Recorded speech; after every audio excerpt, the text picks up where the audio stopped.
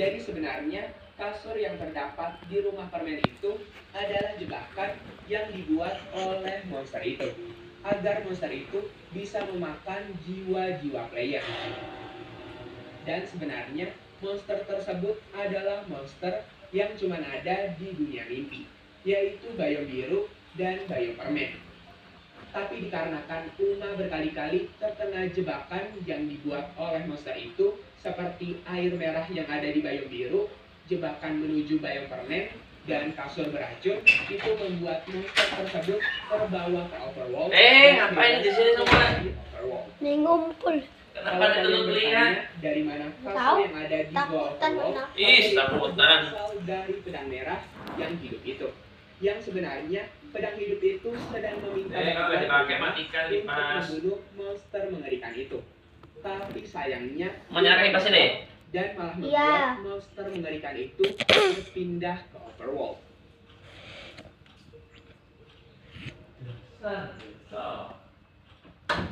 Yang kedua, Mysterious Presence.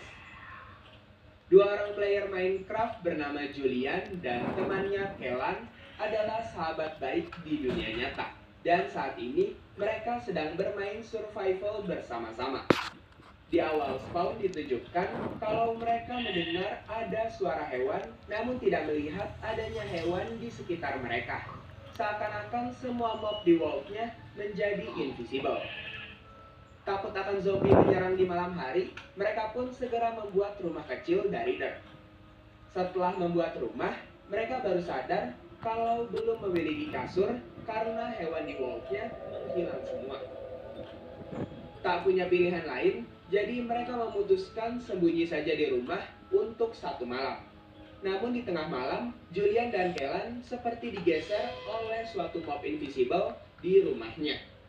Setelahnya, Julian dan Kellan tiba-tiba mendengar ada suara seperti anjing menggonggong dari luar rumahnya. Kellan yang penasaran akan hal itu memutuskan untuk keluar dari rumah dan mencari sumber suara tersebut.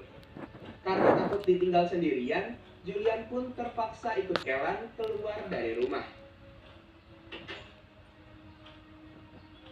Ketika berada di hutan, mereka terkejut saat melihat ada anjing bermata putih yang sedang diam, lalu tiba-tiba bergerak mengejar mereka. Merasa sedang diburu oleh anjing tersebut, mereka pun kabur masuk ke dalam goa terdekat. Namun saat berada di goa, Kellan jatuh ke lubang yang tiba-tiba tertutup begitu saja. Di situ Julian memanggil temannya di chat, tapi tidak ada jawaban darinya. Julian yang khawatir mencoba untuk menelpon Kellan lewat WhatsApp. Namun setelah mencoba beberapa panggilan, teleponnya tak kunjung diangkat. Setelahnya, Julian pun memutuskan untuk lanjut bermain saja. Saat keluar dari goa dan berkeliling di atas bukit salju, ia melihat ada domba yang terkubur di bawah tanah, yang hanya menyisakan kepalanya saja. Di situ ia mencoba untuk menggali salju-salju di situ, tapi sepertinya domba itu benar-benar terkubur di dalam sana. Karena Julian mulai takut, ia pun segera kembali ke rumahnya. Namun saat masuk ke rumahnya, ia melihat sebuah foto yang memperlihatkan di depan pintu rumahnya ada sesuatu. Dan ternyata di depan pintu rumahnya sudah ada anjing mata putih itu yang tiba-tiba menghilang. Di situ, ia pun langsung hancurkan painting itu dan menaruhnya di jas. Tak tahu apa yang terjadi, jadi ia pun mencoba keluar rumah. Namun sekarang sudah banyak hewan di depan rumahnya. Dan tiba-tiba hewan tersebut mati tanpa alasan yang jelas. Setelah kejadian itu, Julian langsung mengambil daging-daging yang berserakan untuk merapikan sekitaran rumahnya. Dan ia langsung masuk ke dalam rumahnya untuk bersembunyi. Tapi tiba-tiba layarnya menggelap semua.